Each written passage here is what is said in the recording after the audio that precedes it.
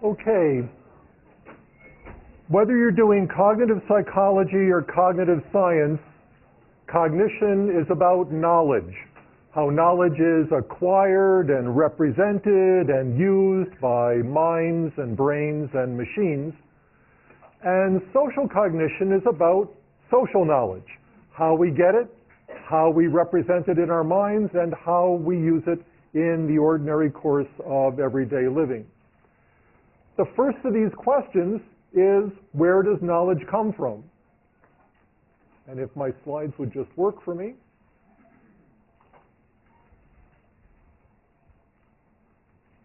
Come on, come on, come on, come on.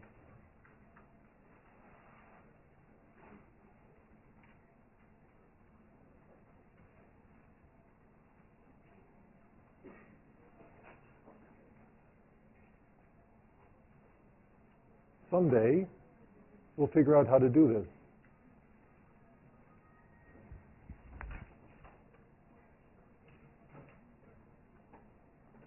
Okay, basic problem that we're going to approach right now is, where does knowledge come from? The philosophers gave us two answers to this. One is a nativist view that has its origins, at least in modern philosophy, with the work of Descartes, and it basically argues that our knowledge is innate or a priori. It comes to us before experience. Descartes thought that a priori knowledge was a gift of God. He was a dutiful son of the church. More recent people who take a nativist view argue that knowledge is somehow part of our evolutionary and genetic heritage. The alternative view is an empiricist view of the origins of knowledge, and it comes to us from a group of mostly British philosophers in the 18th century, Locke and Hume and guys like that, who argue that knowledge comes from experience, and especially that knowledge comes to us through the senses. We acquire knowledge by virtue of sensory experiences and our reflections on those experiences. Put another way, we acquire knowledge through learning. It's this empiricist view of knowledge that has guided cognitive psychology and cognitive science for most of their histories. Though, as all of you know, I think from earlier coursework, there is an argument that can be made that at least some knowledge is, in some meaningful sense, innate or a priori. But what we're going to do in this course right now is to focus on the contributions of the empiricist view of knowledge acquisition and focus on the importance of sensation and perception. Now, just to review the bidding a little bit, let's make a couple of distinctions that are important between sensation on the one hand and perception on the other. Sensation, for our purposes, really has to do with the problem of detecting the presence of some object or event in the environment. It has to do with what happens when certain energies emanate from a stimulus, fall on the receptor surfaces of the body, whether the eyes or the ear or whatever, are transduced into neural impulses that then get transported or transmitted to the brain, leading us to say, oh, there's something out there, something's happening, there's an object in my world somewhere, detecting the presence of a stimulus. Perception, as we're going to treat it here, has to do with forming a mental representation of that stimulus. That is, getting some sense of what that object is that we've just detected in the environment, what its form is, that is, what it looks like, what it sees, what it sounds like, where it is in the environment. Is it over here or over here? Is it near to us or far away? And what it's doing. Is it stationary? Is it moving or whatever? But more important, the act of perception doesn't really get finished until we have identified the object, categorized the object, as well as determined what the object's various kinds of states are. So the task of perception is to form a mental representation of the distal stimulus, the object of perception, a mental representation that is, in part, the product of whatever information is conveyed by the stimulus to our minds, but also, as we'll see in a little while, there's more to it than that. So in the non-social case, if you take something like Psychology or Cognitive Science 126, the perception course, you'll notice that analyses of perception really tend to focus on the form and the location and the motion of objects in the environment. I think that accounts for roughly 12 of the 15 weeks of a standard the perception course, how we figure out, separate figure from ground and determine the shape of the object, and the principles of depth perception and the principles of motion perception and all of that. In the social case, what we're trying to represent is a little bit different. Yes, in some sense, we're trying to represent the physical appearance of the social stimulus in the world. Let's just think of it as another person for a moment. Is it male or female? Is it black or white? Is it tall or short? Is it fat or skinny? Those are not very different from what perception is all about in the non-social case. But that's only where things begin in social perception. What we're really trying to perceive, what we're really trying to form a mental representation of in the social case is what the other person is doing mentally, what this person's thoughts are, what his or her feelings and desires are, what his or her behavioral dispositions are. Those are the kinds of things that we're trying to mentally represent, and those are the kinds of pieces of information that we're trying to get somehow from the stimulus input. So when we perceive people, what we're really doing in social as far as social perception is concerned, is we're really trying to figure out what's going through their minds. What is it that they want? What is it that they feel? What is it that they think or believe? What is it that they're intending to do? And although I don't explicitly spend a lot of time on language in this social cognition class, the reason for that is if you look at the syllabus, you'll see that there's no specific syllabus topic devoted to language, even though language is an important part of cognition. It's because language is thoroughly involved with social cognition right from the beginning, not least because our percepts of people, our impressions of other people are formed on the basis of language. Here is a pretty clear example of that. This is information from the Washington Post in 2007 as the last presidential race was beginning to heat up. The Washington Post surveyed a fairly random sample of the population, and there were something like 35,000 candidates for the presidency at that point, if you'll remember. It was quite a messy election year. And they simply asked them to come up with the first three words that came to mind when they thought of various presidential candidates. This is a very interesting way of displaying this kind of data. It's called a word cloud, where the size of the word is proportional to the number of times that the particular word came up in people's reports.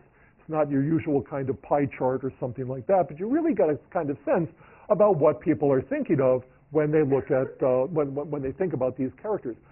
This is how people perceived Barack Obama in roughly the end of 2007.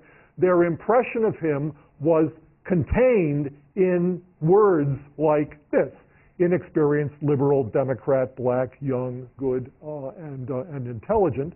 We don't have to worry about exactly what they are, but the point of this is that this is how we perceive other people.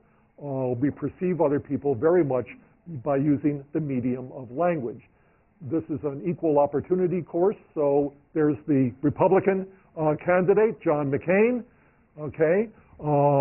And you can see that there are a couple of words that really kind of stand out with McCain: veteran, honest, good, old, POW, Republican, and so on. But again, this is people's impressions of his candidate. Now, just for good measure, here's another one of those candidates, John Edwards, who handsome, lawyer, young, good, likable, Democrat, family, and so on. Just goes to show you that our impressions of people are not always accurate, right? I mean, we now know, right, that John Edwards isn't quite like this at all. Well, liar does show up there. But that wasn't the dominant impression of people at the time. So again, as our experience of John Edwards has changed, so do our impressions of him have changed. And that's probably the case for Barack Obama and for John McCain as well. We're always acquiring information through experience, through sensory experience. What we see when somebody gives a news conference or a State of the Union address or stands up with his wife to say he fathered a child by a woman who he wasn't married to and tried to get his aide to assume responsibility for it and all sorts of interesting things. And all that information, that's information in the stimulus that then feeds into our impression of these people.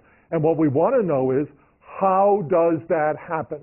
Okay, how is it that we take information provided by a stimulus and use that information to form an impression of that stimulus, a mental representation of that stimulus that then serves as a guide to action? Well, there are historically basically two views of this perceptual process. The older one, associated with Hermann von Helmholtz, a perception theorist, pioneering psychologist back in the middle of the 19th century, is known as the constructivist view. And what Helmholtz argues is what I kind of talked about in the very first lecture of this class, is that the stimulus is inherently ambiguous. That is, that there are lots of different percepts that are compatible with any particular pattern of stimulus information. So that perception is not accomplished simply by extracting information from the stimulus. Can't be accomplished that way because the stimulus doesn't provide us enough information to tell us where it is, what it's doing, and the like. Instead, Helmholtz argued that we have to supplement information provided by the stimulus with information that we already know. We have to supplement it with inferences based on the pre-existing world knowledge, beliefs, and all of that kind of stuff. Helmholtz argued that some of these inferences were actually proceeded unconsciously. It's Helmholtz who gave us the term unconscious inference. We don't have to talk about that right now, but the general idea here, as Jerome Bruner put it in one of the great phrases in all of psychology, the perceiver must go beyond the information given in the stimulus in order to form a mental representation of the stimulus. If there is the Thomas theorem may have been the most important sentence ever uttered by an American sociologist. This phrase, going beyond the information given, is probably the most important sentence ever uttered by an American psychologist. The idea that there's more to perception than extracting information from a stimulus. Now, this idea wasn't original with Bruner, though Bruner has a real talent for the aphorism, and he kind of captured this Helmholtzian constructivist view, which is to say that we build up our mental representations of objects and events based partly on information that they provide and partly on information that we contribute from memory. This constructivist view of perception dominated the study of perception for well over 100 years in psychology, and in my view, still and properly dominates the study of perception. And that's true for social perception as well as it is for non-social perception. But more recently, there has been an alternative ecological view put forward by an American psychologist, now deceased, the late James J. Gibson, at Cornell University, who argued against Helmholtz, and for that matter against Brunner, for what he called an ecological view of perception, which basically says that all the information you need for perception is in fact provided by the stimulus environment.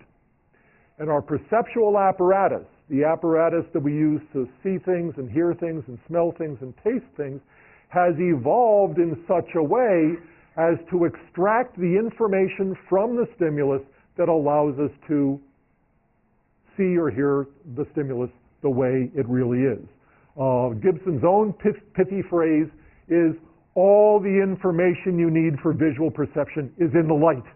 It's all in the stimulus. You don't need to rely on any kind of internal cognitive processes. You don't have to worry about making inferences about what's out there. It's all out there. All the information you need is in the light. You don't need to do anything else to it. Okay, this Gibsonian view is sometimes called direct perception because Gibson argued that perception was not mediated by cognitive processes, that there was a direct connection between the stimulus and the percept. And it's also sometimes called direct realism because Gibson argued that by virtue of these evolved perceptual mechanisms, we actually did see the world the way it really was.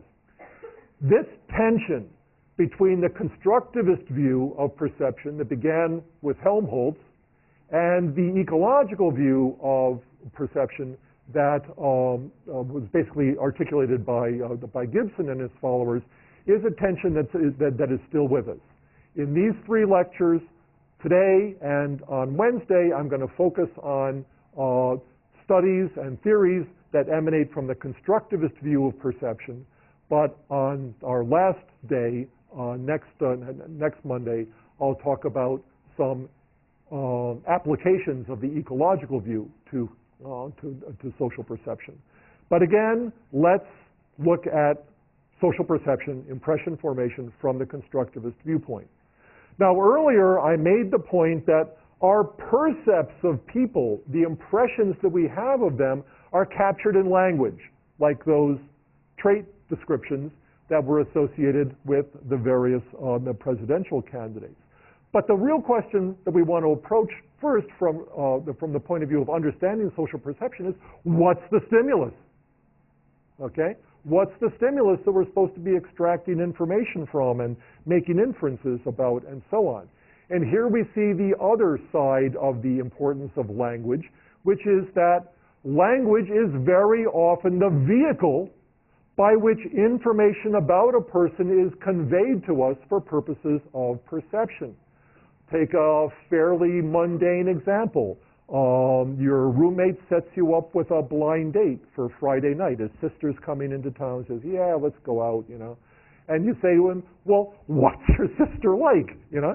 And he says, well, you know, she's pretty nice, she's kind of smart, she's good looking, she enjoys horror movies and things like that. He tells you of what she's like, and you're immediately forming an impression of what this person is like. You haven't met her yet, she's not physically there, right? You haven't talked to her, you haven't tweeted it or whatever it is you people do. I don't do any of this, right? I don't Twitter. I don't have a Facebook page. It's bad enough. If I could, I'd still be using Windows 3.1. Honest to God. But language is a very important vehicle for conveying information about a person from one person to another. No better example of this, I think, can be found than personals ads. I'm a happily married man. I haven't read a personals ad in a long time except for my work. But if you've ever gone to the backs of the newspapers or the East Bay Express, or my favorite is the New York Review of Books, you'll see people advertising for people, people who want to get together with people. And what they do is they write a personals ad in which they try to say something about themselves that presumably will be attractive to at least one reader of the personals ad, so that they'll tweet each other and get together or whatever. So here we go. Single Jewish male, 39, British, seeks single Jewish female who prefers baseball to Berlioz, Katz's, that's a delicatessen in New York, Katz's to Kafka, and sex to reading the New York Review of Books. Now, that's almost a haiku-sized thing. I think it's not many more than 17 syllables. But you really begin to get an impression of what this guy's like, right? You have some sense of what he's about. He at least knows who Kafka is, even if he'd prefer to be munching a Reuben, and all of that. So you begin to get a sense of what he's about, what kind of person he is, and what he wants. Mostly he wants sex, not reading the New York Review of Books. And then you can kind of figure out whether you want to deal with that or not. Sometimes they get a little bit longer. Married Jewish male in New York City likes museums, nature, ferry rides, long walks, long talks, sushi, needs a special female friend. Okay? Ex-Wall Street, now professional writer. Okay, now what does that mean? Ex-Wall Street, now professional writer. Did he give up, the Wall Street, or was he fired, or whatever? We don't know. But you're going to think about those kinds of things, right? 40-something. 40-something means 49. Okay? 5'9" means 5'6", okay? Fit and muscular, schlumpy and dumpy, right? Attractive, maybe. Creative, playful, irreverent, intense, affectionate. Look at all those trait adjectives, right? He supplies the whole thing for you. Thoroughly analyzed. This is the New York Review of Books, after all. Self-aware, very flexible weekdays. Very flexible weekdays. Why is he not flexible weekends? Because weekends he's got to be home with the wife and the kids, right? Okay? Non-smokers only, please. Like he's got standards, okay?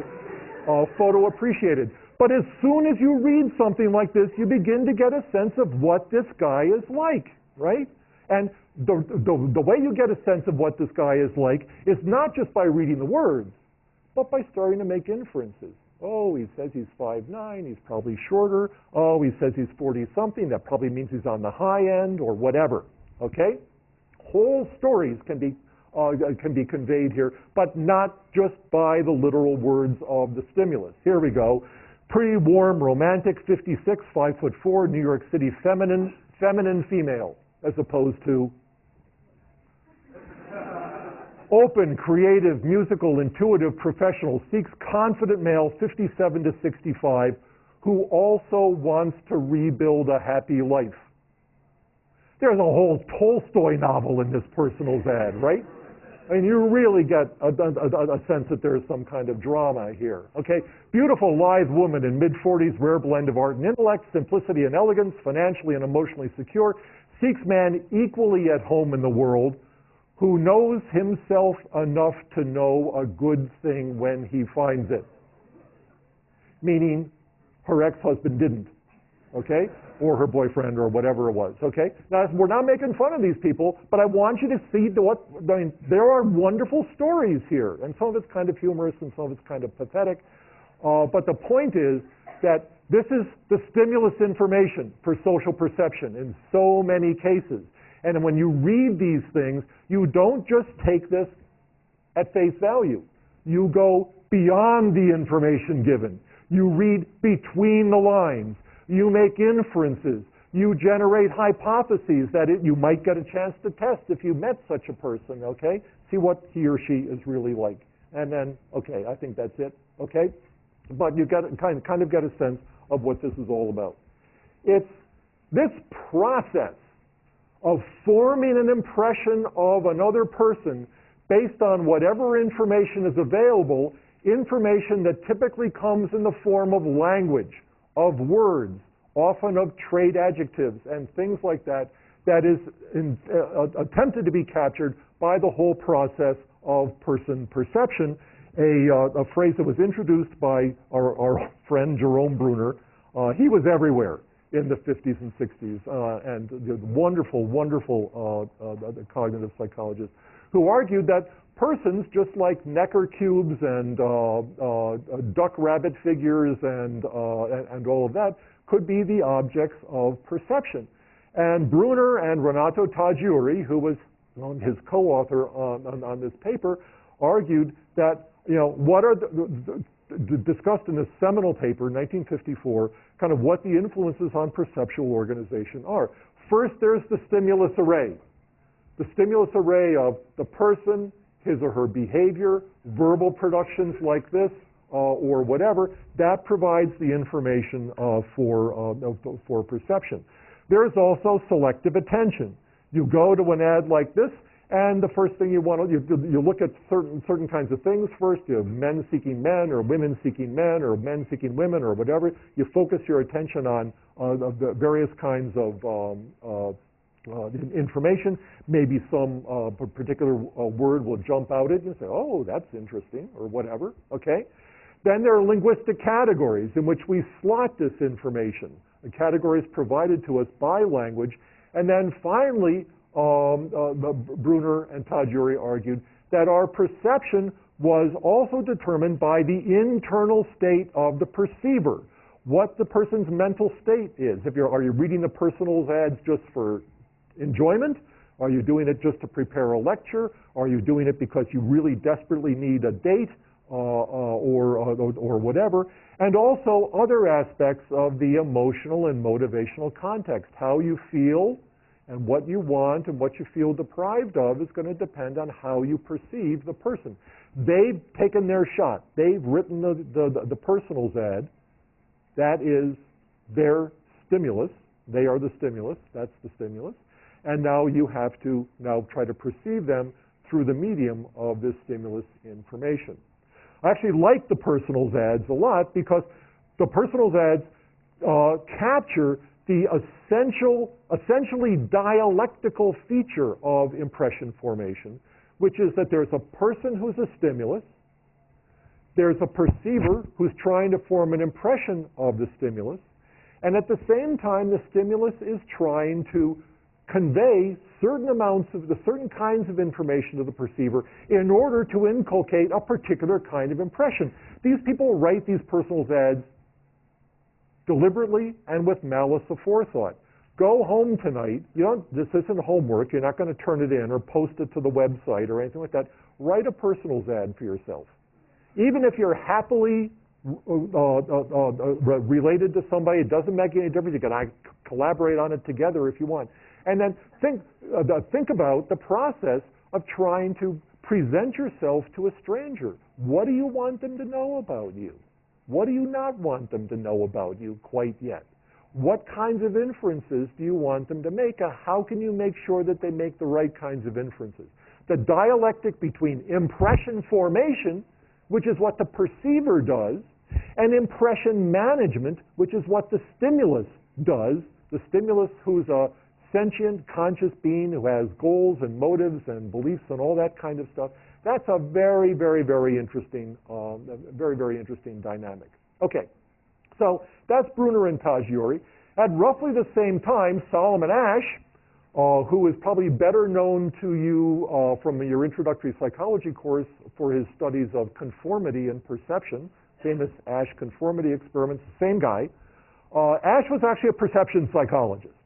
And the conformity experiments were actually intended not so much as social psychology experiments, but as perceptual psychology experiments, because Asch was was what's known as a Gestalt psychologist, who was interested in the influence of the entire stimulus field on perception of elements in it.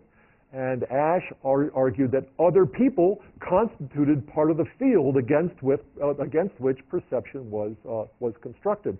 Well, here, Asch turned his attention to the problem of social perception explicitly, and he argued in a famous set of phrases, ordinarily our view of a person is highly unified. It's not too hard. If somebody calls you up and says, what are the first three words that come to mind when you think about Barack Obama or George Bush or John McCain or John Edwards or whatever, it's not too hard to come up with three words. It's actually hard to come up with a lot of words. And the reason it's hard to come up with a lot of words is because we really do have unified impressions of other people. He's nice. Well, what else do you want to say? Well, he's really nice. Well, it's nice most of the time. It's all nice, right? That's what Asch meant. We have a unified impression of the person. We just don't have, our impressions of people are not just lists of isolated personality traits or other kinds of words, but rather our impressions form a kind of coherent whole. Despite the fact, here we go, really nice phrase, in contrast to the unceasing movement and change in the stimulus, our perceptions of people are unified and consistent.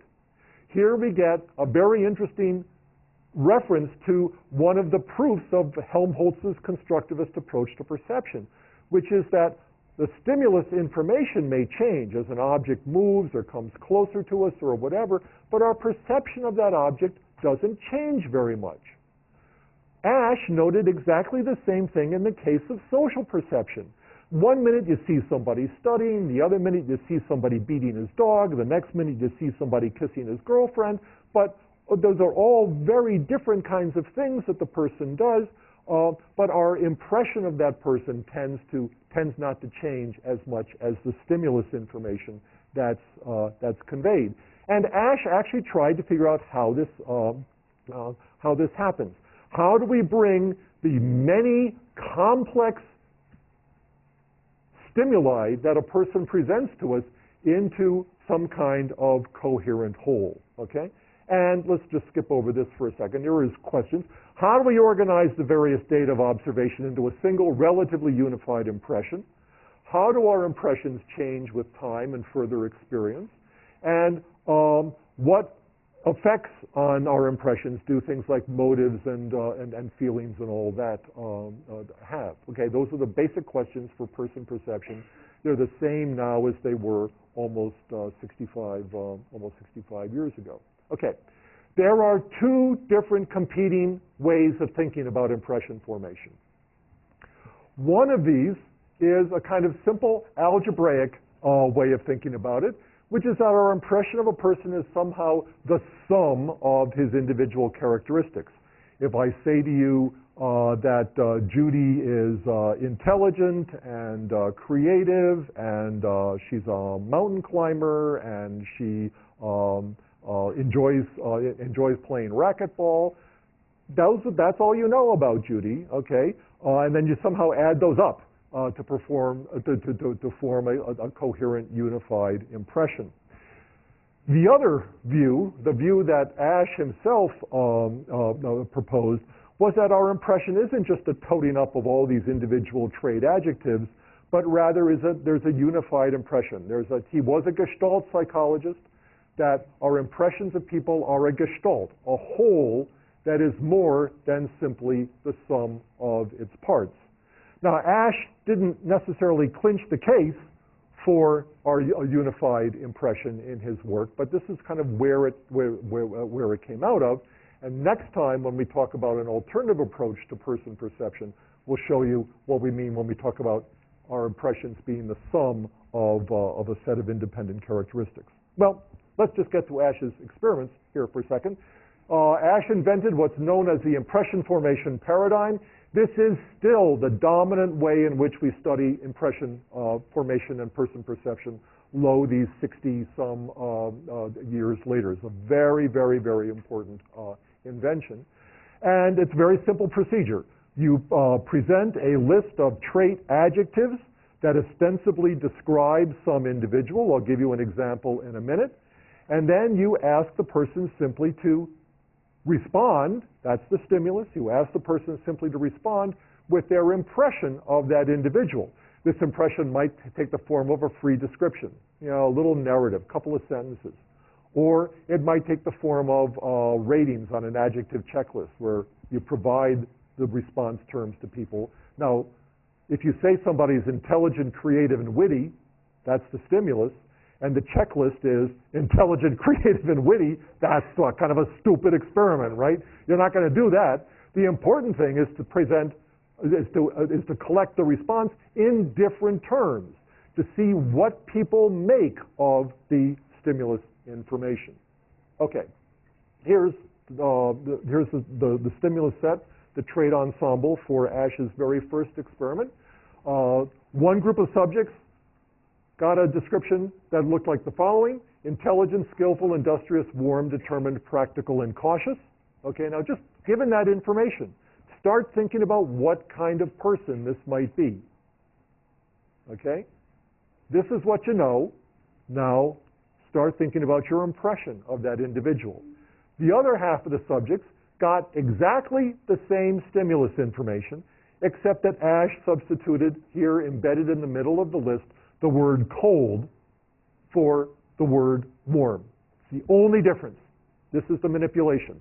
Some people get warm, other people get cold. And then Ash asked his subjects to rate these target individuals on a set of rating scales, whether they're generous or wise or humorous or reliable or strong or altruistic or whatever. None of these are directly implied by the stimulus set, but people were able to do this. You can do this. Try it for yourself. What was interesting about this is that whether targets were described as warm versus cold made a big difference in their impressions of individuals. Here, this is just the percentage of subjects endorsing each of these traits. The exact traits don't matter even if they did fit on the slide. What I want you to just notice are these huge differences between targets who were characterized as 6 traits plus warm versus targets who are characterized in terms of the same 6 traits plus 1 crummy change from warm to cold. Okay? So whether you're characterized as warm or cold makes a huge difference on more than half of the traits. Warm people are thought of as more generous, wise, happy, good-natured, humorous, altruistic, and imaginative, as opposed to cold people. So here, just one word difference between warm and cold seems to make a very big difference to the impression that we form. Fine.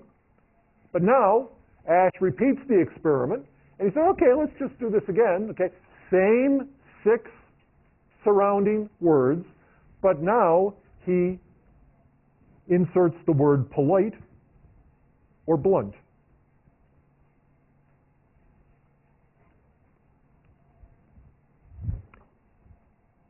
Makes almost no difference to the impressions that people form. Yeah, there are a couple of dimensions here where there's a difference, but there's a lot more similarity than anything else.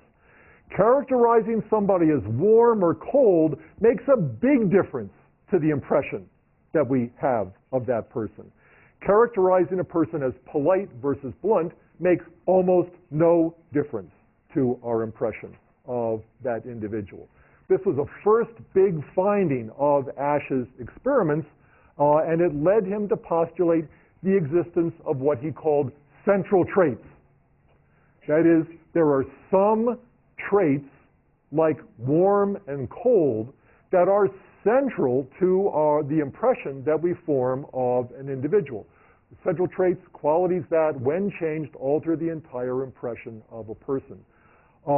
Now, Ash was at pains. There was an actually earlier demonstration of this by a earlier psychologist named Thurstone of what's known as the halo effect. Halo effect is a very well-known effect in psychology, where we tend to think that good qualities go together. We tend to think of good-looking people as smart. We tend to think of intelligent people as nice. We tend to think of nice people as good-looking. All these things go together. There's a little halo around people who have socially desirable characteristics that leads us to think that they have other socially desirable characteristics as well. This isn't exactly that, because it's not a matter of social desirability exactly. It's just a matter of some traits seem to have much bigger impact on our impressions than others do. Okay? And Ash himself argued, remember, he's a Gestalt psychologist. The whole is greater than the sum of its parts, the great phrase associated with Gestalt psychology. Simply changing one word out of 7 from warm to cold wouldn't necessarily make a difference. It's only 1 out of 7 words, right? It makes a big difference. The whole is greater than the sum of its parts.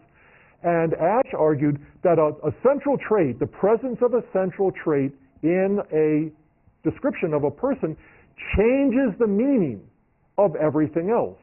So that if we go back here for a second, and I say, okay, here's a person who's intelligent, skillful, industrious, warm, determined, practical, and cautious, okay, as opposed to intelligent, skillful, industrious, cold, determined, practical, and cautious. Ash argued that the presence of warm changes what we mean by determined, changes what we mean by industrious and intelligent and skillful. Our understanding of these terms is changed by the presence of this. It's not just kind of added on. It's that gestalt quality that the whole is greater than the sum of its parts that Ash is trying to get at. Now, it's just a hypothesis, okay? But that was Ash's own interpretation of these kinds of results. Question? Does the positioning of the word warm have any effect on how people interpret the rest of the word? Yes, it would. Thank you very much, because that's the second big Ash finding that I want to take you to. And that is what he discovered about order effects in impression formation, okay? So we're going to answer the question. So here we have another set of 6. Forget about warm and cold right now. Here we've got an ensemble of 6 traits. One group of subjects sees intelligent first, followed by industrious, impulsive, critical, stubborn, and envious. Another group of subjects sees envious, stubborn, and critical, impulsive, and industrious, the same 5 words followed up by intelligent. And again, they're asked to give their impressions. And the finding was that there were order effects on impression formation. The descriptor intelligent had a lot greater impact on people's impressions if it came first in the list, okay, than if it came last in the list. Okay, this is a general order effect in impression formation. And Ash had a theory about this as well. He says, look, what happens is every piece of information that arrives is both shaped by what came before and affects our interpretation of what comes afterward. So the initial stimulus, the initial terms in a trait ensemble set up what Ash called a directed impression. It gets you thinking in a particular direction. The first thing you learn about somebody is that he or she is intelligent, that is going to color everything else that you learn about that person. And these later terms are then interpreted through this first impression. It was Ash who gave us this idea that first impressions tend to stick. And of course, the reason, from a perceptual point of view, that first impressions tend to stick is that the whole point of perception is to form a stable internal mental representation of a stimulus that's constantly in change. Okay? If I'm walking back and forth, which I'm wont to do here, okay, you don't say, oh, geez, he's going over there now he's going over here, now he's coming forward, now he's going back, or whatever. You don't do any of that in perception. You just say KIHLSTROM's lecturing. Okay? The changes are absorbed into the overall stimulus, and that's basically what Ash argued as well. So yes, if warm versus cold came first in the list, it would have an even bigger impression on people's, a bigger effect on people's impressions. These first experiments, the warm-cold experiment and the polite-blunt experiment, he embedded them in the middle of this because that just made sense to him. It was just a choice, okay? But he understood very clearly that the first impression, the first information that arrives is going to exert an inordinate impact on the final impression, and that's what he tried to model or simulate in this particular experiment. So here we have 2 big effects. Okay, the first of these is the effect of a central trait. It turns out that all information is not created equal. All trait words are not created equal. Some trait labels or trait terms have a much bigger impact on our impressions than others do. Warm, cold is one such. Actually, intelligent, unintelligent is another one. If you describe somebody as intelligent versus unintelligent, it changes everything in their impression of the person. But that's not the case for any randomly selected bipolar set of words like polite, blunt, or reliable, unreliable, or whatever. So that's the first finding, okay? And the second finding, which is in a sense kind of consistent with this, is that there are these order effects so that the first information we get about somebody tends to have a big effect. When your roommate tries to set you up with his sister for a blind date on Friday night, the first thing he's going to do is he's going to say nice things about his sister, right? It's only later you find out that she's psycho or an axe murderer or something like that. And then if he's done his job, you think of her as, gee, she's a kind of pretty psycho, you know? Or she's a really nice axe murderer. That first impression tends to stick, okay? The first thing that we heard, that we get, tends to shape the impression that we have. Again, these are the kinds of findings that are consistent with Asch's general Gestalt approach to the problems of both non-social and social perception. The whole is greater than the sum of its parts. There's a unified impression, okay, that's created that tends to remain kind of stable. Quick question. Yeah.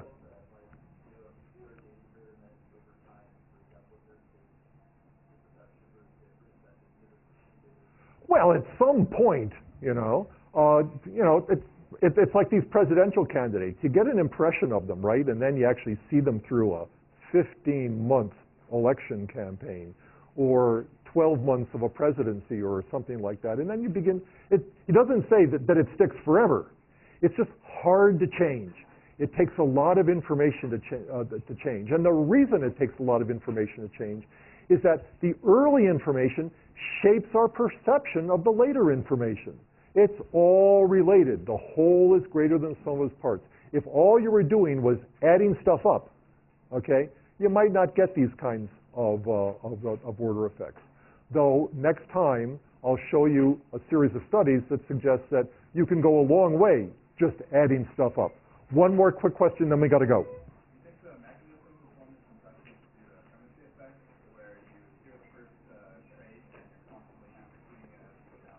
Yes, it's entirely possible that a lot of this order effect business is mediated by memory.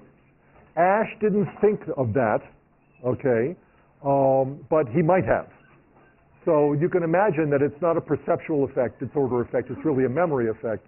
But his point is that whatever it is, it's shaping your total impression of the individual. It's a good question. Okay, we'll see you on Wednesday.